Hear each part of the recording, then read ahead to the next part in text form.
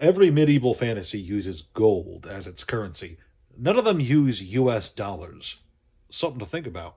Hey kids, welcome back to the channel. I'm Uncle Frank, a certified yellow belt in Taekwondo, and I hope that you are having a great day. And in today's video, I wanted to sit back, relax with you kids, and return to the world of wrath, because we are talking about flesh and blood today.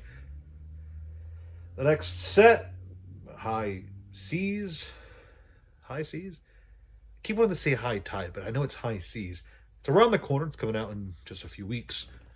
With the Armory deck Gravy Bones coming out on the 30th of this month. So you have the end of the month, kind of early sneak peek at the new hero, and then not long after that, the full set.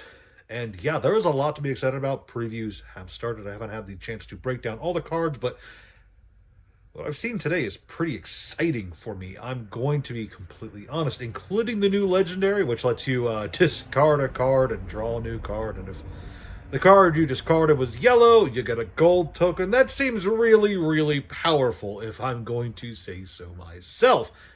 And look, I'm sure you've heard this from every other YouTuber out there making content for Flesh and Blood by this point, but Flesh and Blood is exploding in popularity.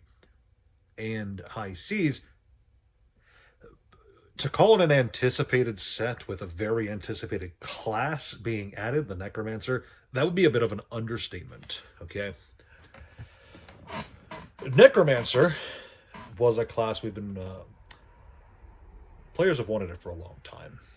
And new ways to play have been desired for a long time. And this whole ally thing that has kind of been not monopolized by illusionists, but primarily has been on illusionist heroes up until this point.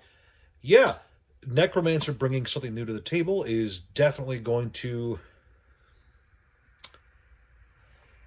excite players, collectors especially, but the whole introduction of the pirate class as well, which was kind of surprising. I know that there were some people out there who were betting on pirates being a thing, but I know that I personally was kind of taken aback by the pirate reveal. I was more expecting Necromancer than anything.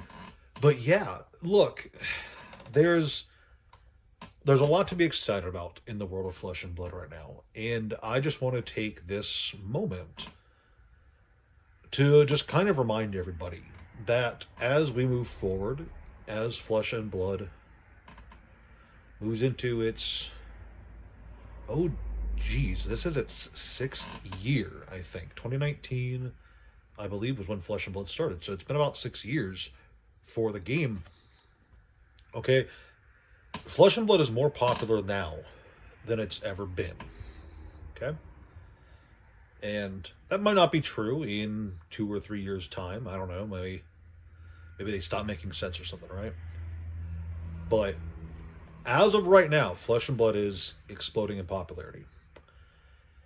To the point where there's just not enough of the older sets to satisfy player interest and player demand. And we're seeing that really affect the market. Okay, we are really seeing player-driven, like I don't want to call it like price spikes, because they're not really spikes. They're like climb upwards. Man, I gotta like study the English language. We are seeing prices go from 200 to 300 a case to 400 to 500 a case. And I tend to care more about cases because 4 boxes is better than 1, but it's also important to look at the actual box price for a lot of Flesh and Blood products. And remember that... a very loud car right there. Very loud car. And remember that, you know, we, as a community, tend to look at things as they are now when it comes to how we evaluate prices and how we decide, how we form our decisions for purchases. And that's really what this video is about. This video is about if I could take you back in time, you, the viewer right now watching this video, and If I could take you back in time 6 years to 2019 and give you the opportunity to buy as much Welcome to Wraith as you could get your fingers on, right? As much as WTR First Edition, right? The Alpha packs, right? If I could, would you take that chance? Would you travel? Would you hop in me? Would you hop in the time machine with me? Jesus, my sentence structure is terrible. Would you hop in the time machine with me? Not to go see dinosaurs or stop that Hitler guy or, I don't know, see the future.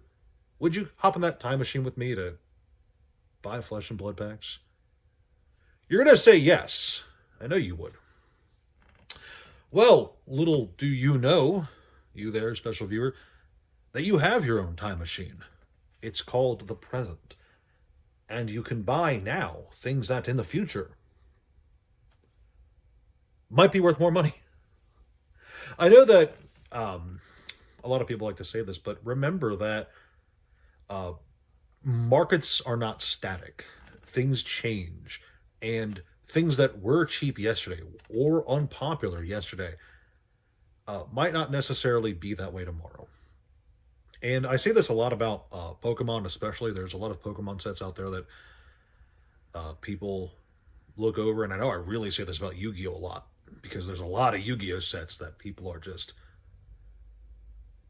overlooking. But I have to really impress upon people that Tales of Aria, Everfest, Monarch, that was a interesting story to read. I read a whole breakdown about what went wrong with Monarch. You know, Uprising. Uprising's a good one. I should probably buy more Uprising. Bright Lights. There's a lot of sets in Flesh and Blood that have not been hit with the new wave of popularity that we saw kind of hit The Hunted or Rosetta. Ooh. Mistveil. I don't think Mistveil has hit all that much yet. But what I'm trying to say is, you know, if you could go back in time, and buy WTR packs, first edition, you know, those boxes were, what, $80? Probably less. If you could, would you? The answer is yes. Well, you know, are you going to take that same risk with what's out now and what is clearly not as numerous now as it should be? Because there's not enough boxes to satisfy demand if Flesh and Blood keeps increasing its player count, if popularity continues to increase, if tournaments continue to expand in size, and if this game continues to grow on the trajectory it's going. There's just not going to be enough of the old stuff to go around.